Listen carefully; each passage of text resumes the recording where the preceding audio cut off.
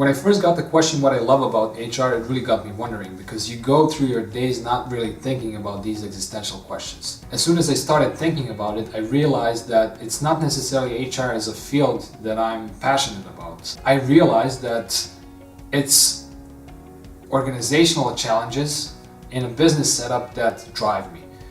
What I also realized that I enjoy is working on different kind of organizational issues from a perspective of science fields such as psychology or sociology, even anthropology and neurobio, and combining it with business branches such as sales and marketing and business analytics, even engineering.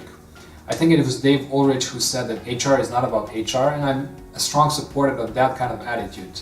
However, HR is a great platform to implement a lot of these different ideas with an aim of creating superior organizational practices that lead to great business results.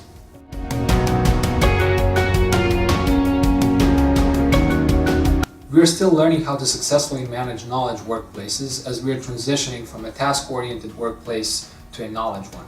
I believe that in this transition to Industry 4.0, our organizational leaders will need to transform the way they measure their business success.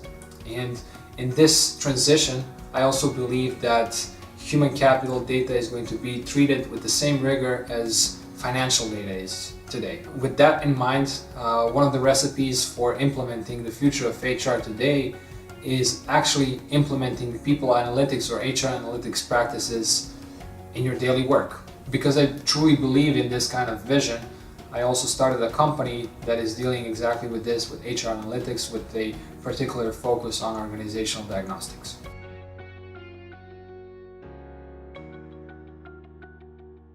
Join me in Bled to talk about these issues and other HR challenges that you might be facing. Hope to see you all soon.